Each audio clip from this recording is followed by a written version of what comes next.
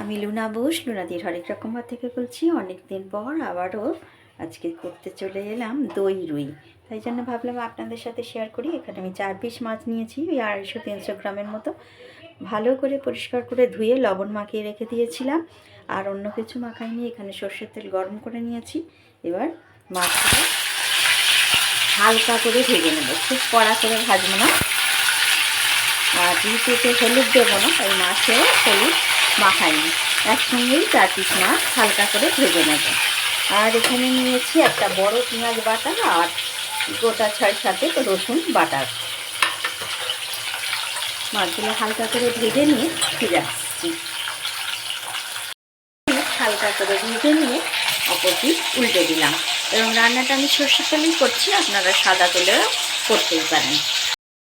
মাছ হালকা করে ভেজে তুলে নিয়েছি, বাকি তেলে এবার দিয়ে দেবো গোটা গরম মশলা ফোড়ন। তার জন্য এলাচের মুখগুলো ফাটিয়ে নিয়েছি, 2টো এলাচ, 2টো দারচিনি টুকরো আর 2টো লবঙ্গর টুকরো দিয়েছি, একটা ছোট তেজপাতা দিয়েছি। ফোড়ন দেখতেই পাচ্ছেন হয়ে গেছে আমার। এই সময় আমি পেঁয়াজ বাটাটাকে দিয়ে দিলাম। আমি মাছের তেলে যেহেতু রান্নাটা করছি, তো তেলটা গরমই ছিল। ফোড়ন দেওয়ার সাথে সাথেই একটা সুন্দর গন্ধ হয়ে দিয়েছে। আর এবার দিয়ে দেবো রসুন বাটা।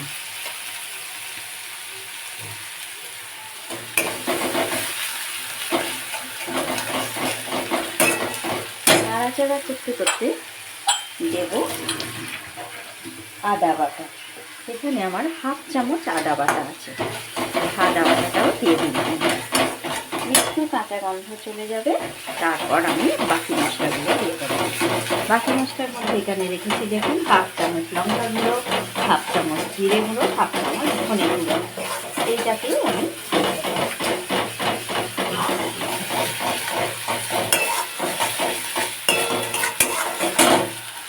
পেঁয়াজ রসুন আদা আমার ভাজা হয়ে গেছে। এবারে গুঁড়ো মশলাগুলো দিয়ে দিলাম। আর গুঁড়ো মশলাগুলো দিয়েও একটু নাড়াচাড়া করে নেব তেলেতে। এবার আমি যেমন গ্রেভিটা রাখবো সেই অনুযায়ী লবণ দিলাম, মানে 1/3 চামচ লবণ দিলাম। অলরেডি দেখতেই পাচ্ছেন আমার মশলা থেকে তেল ছাড়তে শুরু করে দিয়েছে। লবণটা মিশিয়ে নিয়ে তাই আমি এখানে দিয়ে দেবো। এখানে আমি 5-6টা কাজু আর একটু 4 মগজ বা মগজদানা যেটাই বলেন বেটে রেখেছি, সেটাকে একটু জল দিয়ে ভালো করে মিশিয়ে নেবো, কারণ পেস্টটা খুব ঘন ছিল। দিয়ে নাড়তে থাকবো।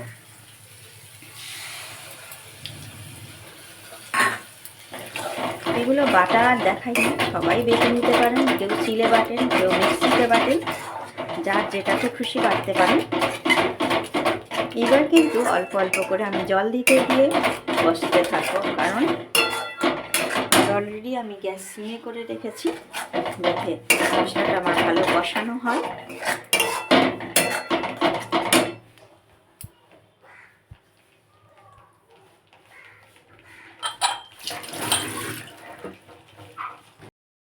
পিস মাছের জন্য এখানে 40 গ্রাম মতো টক দই আগে থাকতেই ফেটিয়ে রেখেছিলাম।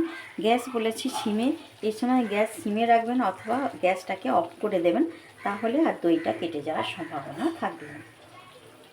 সাথে সাথে আমি 1/2 চামচ চিনিও দিয়ে দেবো এখানে, কারণ দইয়ের সাথে স্বাদের ব্যালেন্সটাও ভালো হবে আর রঙটাও সুন্দর আসবে। গ্যাস সবসময় সিমে রাখবেন অথবা গ্যাস অফ করে দিয়ে টক দই মেশাবেন, তাহলে কিন্তু দইটা কেটে যাবার সম্ভাবনাটা কম থাকবে। আর দইটাকে ফেটিয়ে রাখলে তো আরোই ভালো হয়, কারণ তাহলে ভালোভাবে মিশে যাবে। যে যেরকম গ্রেভি রাখবেন সেই অনুযায়ী জল দেবেন। আর যেহেতু কাজু বাটা দেওয়া হয়েছে, সেহেতু নাড়তেই হবে আপনাকে ভালোভাবে। আমি মশলা ধোয়া জলটা দিয়ে দিলাম, কারণ দই দিয়েও আমার মশলাটা কষানো হয়ে গেছে। এবং মশলা ধোয়া জলটা দিলাম। এইটা ফুটে উঠলে আমি মাছটা দিয়ে দেবো, কারণ মাছটা আমার হালকাই ভাজা আছে, বেশি সেদ্ধ করতে আর লাগবে না।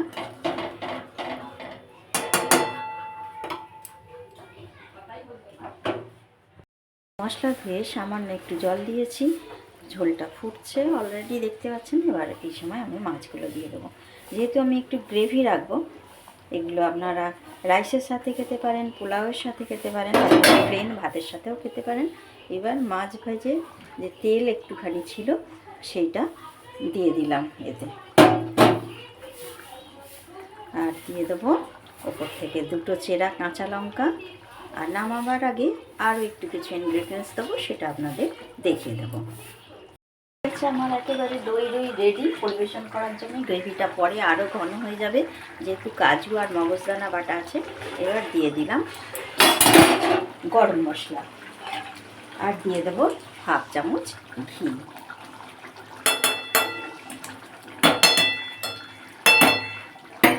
তাহলে তৈরি হয়ে গেল আমার দই। খুবই সহজ পদ্ধতিতে। কাজু বাটাটা আপনারা যদি ঘরে না থাকে নাও দিতে পারেন। এবার হালকা হাতে নেড়ে দিলাম, কারণ যেহেতু মাছটা আমরা নরম ভেজেছি। এবার নামিয়ে নেওয়ার পালা। দেখতেই পাচ্ছেন গ্রেভিটা কতটাই ঘন হয়েছে।